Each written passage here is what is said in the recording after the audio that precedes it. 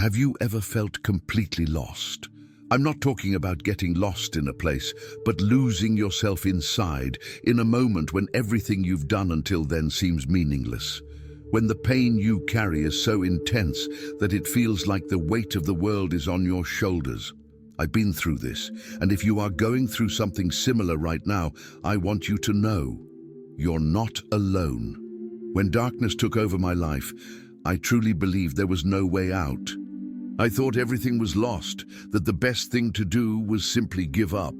But surprisingly, in that moment of despair, something inside me resisted. It wasn't easy, and I won't lie, I almost lost the battle. But what I discovered in the midst of that chaos gave me a new perspective on life. If you're sitting there thinking that there's no hope left, I'll tell you what happened to me, and maybe it can change the way you see life as well. So subscribe to the channel, turn on notifications, and join me on this transformation journey. Now, without further ado, let's go back in time. My story begins in a small town where nothing was like the happy stories we see in the movies. I was born into a family marked by abandonment and coldness, where love seemed distant, an abstract concept that never touched my life. When I was only 6 months old, I was left behind, thrown in the trash like an object with no value. My heart still tightens when I think of it. The person who was supposed to care for me rejected me without hesitation. The idea that someone who was supposed to give me the world left me in a dirty place without any explanation is something I've never been able to understand. But contrary to what many think, I didn't die that day. Instead, I was found by a neighbor who, hearing my cry, took me out of the trash and brought me into my grandmother's arms. I always thought that was the moment that would give me the chance to start a new life. But the truth is, the challenges were just beginning. My grandmother, despite everything, was the only person who gave me a bit of stability. She gave me love, but she also had her own battles. I saw her suffering, and it only made me feel that the world was not a welcoming place. Life always seemed a step ahead of me, pushing me into situations I couldn't control. When I was just 4 years old, my grandmother had a nervous breakdown and was hospitalized. And with that, everything I had started to build, even if fragile, collapsed. I went to live with an aunt who, of all the people who could take care of me, was the one who least wanted me around. It was there that I truly began to understand what pain, loneliness, and what seemed to be my destiny, abandonment, felt like. Living at my aunt's house was like being trapped in an emotional prison. I wasn't just a child seeking affection. I was someone who already carried the weight of abandonment, which made me a difficult person to deal with. I felt like I didn't belong there. Even though I was surrounded by people, I was completely alone. My aunt and her husband, seemed more focused on their own problems than on seeing me grow up healthily. They used religion as a shield, while at the same time justifying cruel and punishing behaviors, saying they were disciplining me because somehow they thought it was the best thing for me. The constant feeling of rejection and punishment only reinforced my view that the world wasn't a good place to live. I looked at other kids and saw how they seemed so free, so happy, while I was trapped in a house where fear and pain were my daily companions. I withdrew more and more, building walls around myself. What hurt the most was the lack of a maternal or paternal figure, someone who could show me what love truly was, without conditions or expectations. I grew up with the constant feeling that my worth was directly tied to my ability to be perfect. But how could I be perfect in an environment where I didn't even have the chance to be just myself? My days were marked by seclusion and fear. I spent most of my time thinking about what the world outside that house would be like, imagining a place where I could truly be me. Adolescence arrived, and unlike many, for me, it wasn't a time of discoveries or growth. In fact, it was the opposite. I was lost. I saw myself as an adult at 15, but the truth is, I didn't know anything about life. Instead of living like a teenager, I was forced to deal with issues that many of my age didn't even know existed. The pressure to be someone, to succeed, to be accepted, was destroying me from the inside out. During this phase, I began to go out more, distancing myself even further from school and friends, looking for something to fill the emptiness inside me. By 16, I was already doing things I didn't believe I was capable of. I no longer cared about anything. The only thing that mattered to me was finding a way to stop feeling the pain that constantly consumed me. The nights were long and lonely, but I was used to it. It was easier to get lost in the chaos than face what was happening inside me. At the same time, I began to feel an even greater disconnect with the world. My friends were moving forward, starting their lives, and I was stuck. The feeling that everyone else was moving ahead while I was falling behind became overwhelming. I saw how others were achieving things, their cars, their houses, their families. I could barely keep my head above water. I was so lost that the only thing left to do was keep running. And that led me to a point of no return, where the only solution that seemed viable was to make it all stop. I was at the train station, waiting for the right moment, timing the schedules. Everything was leading to that end I had planned for so long. I no longer saw a reason to continue, and the pain inside me was so unbearable that at that moment it seemed like the only solution. I felt invisible, as if nothing in the world was enough to get rid of the emptiness consuming me. However, fate, or maybe life, had other plans for me. When I was just a few steps away from what I thought was my way out, something unexpected happened. A sound, a car approaching, cut through my thoughts. It was my friend, the only person who knew what I was going through, the only person who might still care. She was there at the right place, at the right time, and when she saw me, she immediately knew what I was about to do. She pulled me into the car, not giving me a chance to say anything. In that moment, my first reaction was anger. I wanted her to let me do what I thought was my only way, but at the same time, a small part of me knew she was saving me from myself. I was furious, but something inside me asked, did I really want to end it all, or was I just desperate for something, someone, to show me that there's another option? I remember looking out of the car, feeling that anger rise, thinking my chance to escape was slipping away, and it was in that instant that I made a decision. When the car turned, I simply opened the door and jumped. The impact was immediate and brutal. There was nothing in the world except that pain. I was out of control, but I didn't want to go back. The sensation of falling was terrifying, but something inside me told me there was something beyond that physical pain. What I didn't know, what I couldn't understand at that moment, was that that would be the turning point in my life. The impact was so strong that for a moment I couldn't process what was happening. The world seemed to spin in slow motion, and I felt as if I was disconnecting from everything, even from myself. But contrary to what I expected, instead of feeling pain, a sense of calm overtook me. It was a strange peace, something I had never experienced before. Everything around me began to change, and somehow I knew that something supernatural was about to happen. What followed was indescribable. Suddenly I found myself floating, as if being carried by an invisible force. The pain, the anger, the fear, all of it disappeared. The environment around me completely transformed, and I was in a space where light seemed to be everywhere, shining with an intensity I could never have imagined. The feeling of being there, in that place, was as if my whole life had dissolved, and at the same time as if I were exactly where I needed to be. I couldn't clearly see what was around me, but I felt a presence. It was as if everything I had experienced, all my struggles, was being understood by something much greater. Then something even more surprising happened. A figure appeared before me, a presence so immense that I knew without a doubt that it wasn't something my brain could invent. It was like a force, a pure energy, immense and indescribable. It spoke to me, not with words, but with a feeling of warmth and security. "You are not alone," I heard in my mind. "I am here. I've always been here." It was impossible to explain, but at that moment I knew that something divine was by my side. I felt as though all the weight of my life was being understood, as if everything I had lived had a bigger purpose that I didn't yet understand.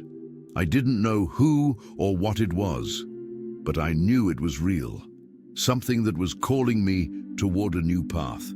The impact had been so strong that for a moment I didn't know if I was still alive, but instead of pain, a strange peace overtook me. The environment around me began to change, and I felt as if I was floating. It was as if an invisible force was pulling me away from everything. The anger and fear vanished, and what remained was a sense of calm I had never known. The light around me seemed immense, and a divine presence emerged, embracing me without judgment.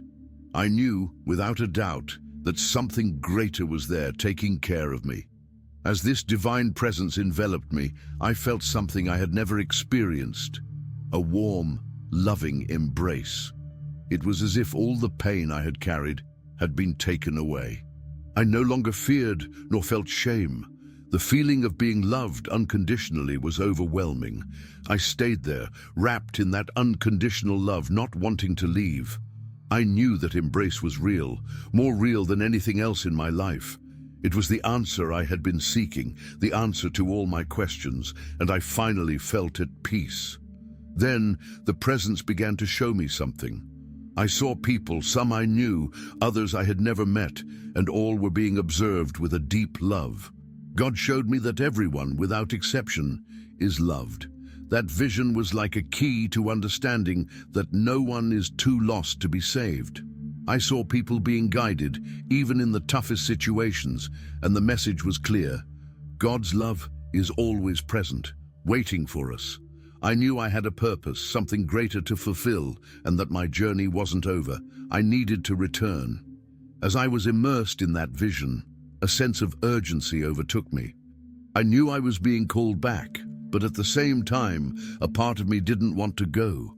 The comfort of that place of peace, where everything seemed perfect, drew me in. But somehow, I understood that my time there wasn't finished.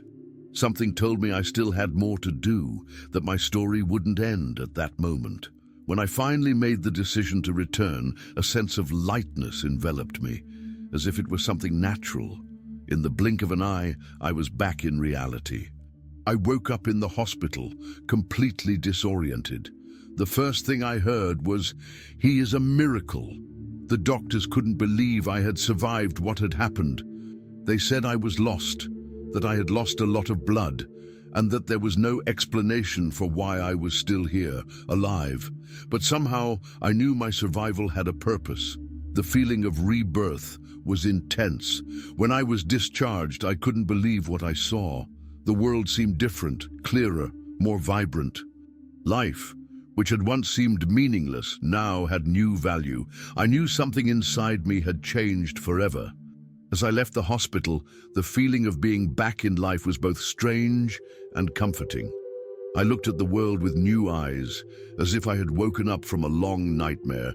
The pain and darkness that once consumed me now seemed distant, almost unreal. Every breath, every step I took, felt like a new chance. I started reflecting on everything I had lived through, how I had gotten here, with everything I'd been through, yet still with a beating heart. It was as if I was in debt to life, but at the same time feeling an inexplicable gratitude for still being here. I knew my mission wasn't complete, and this was just the beginning of something new. As time went by, I started to realize that my view on life had deeply changed. I was no longer the lost person trying to run away from pain. I was ready to understand what my true purpose here was. I searched for answers, investigated my faith, and began exploring the questions I always had about God and life after death. The sense of peace I experienced was not something I wanted to keep to myself. I wanted to share this truth with others, to show that there is always a way out, even when life seems hopeless. I knew that instead of hiding from the pain, I should use it to help others going through something similar. As the days passed, my recovery journey began to reveal new perspectives on life. Every small step I took became a victory. I no longer saw difficulties as something to fear, but as opportunities to learn and grow. The pain that once paralyzed me was now a reminder of everything I had overcome. I learned to value the simple things, to appreciate the present, because I knew that life is not guaranteed. That moment of despair, when I thought everything would end, taught me that in fact life is full of new beginnings, and now I was ready to embrace each one. In the midst of all the transformation I was going through, one thing became clear. I had never truly understood what real love was. Not the love we see in movies, or the one conditioned by interests or expectations, but the genuine, unconditional love. I began to realize that God's love isn't something you have to earn or deserve. It's always there, ready to embrace us, regardless of who we are or what we've done. This revelation was like a weight being lifted off my shoulders. It wasn't necessary to be perfect to be worthy of love. God loved me just as I was, with all my flaws and shortcomings.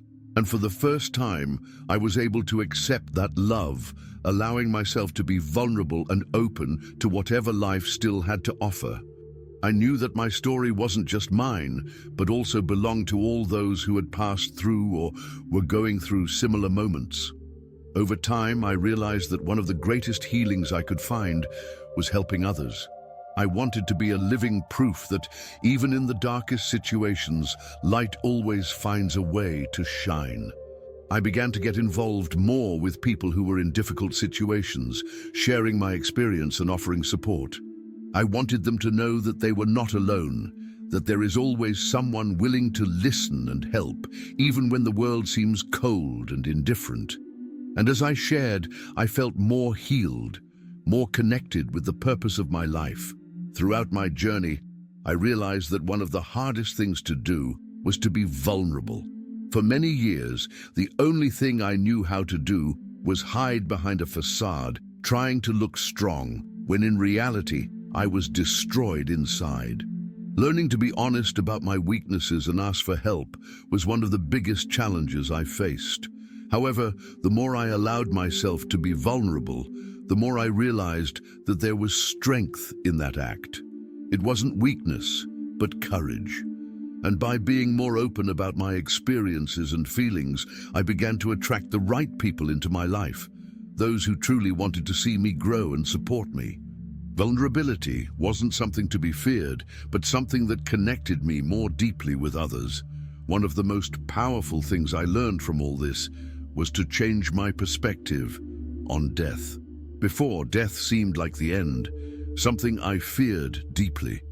I saw death as the only way out, a way to escape the pain that seemed endless. But after everything I lived through, my perspective changed completely. Death is not the end, but a transition. I learned that life and death are intertwined, and each has its role in our journey. Instead of fearing death, I now see it as part of the process of growth and learning. I know that somehow it is also part of the divine plan. This gave me immense peace, and from that moment on, I began to value each moment of life even more. Although I've been through so much hardship and transformation, I know the journey hasn't ended. Every day, I continue to learn, grow, and get closer to the purpose I now understand is the reason I'm here. Life is unpredictable, full of highs and lows. But today, I see it all with different eyes. The pain of the past doesn't define me. It just prepared me for what's to come, and with every step I take, I know I am stronger and more prepared for whatever the future holds. Love, faith, and gratitude are now the pillars on which I build my life. The journey continues, and this time, I know I'm not alone. Thank you for taking the time to listen. May God bless you abundantly, and may His presence fill your life in ways you never thought possible. Don't forget to like, comment, and share this message with others who might need to hear it. Together, let's prepare for the incredible things God has in store. Remember, you're never alone on this journey. God is with you every step of the way.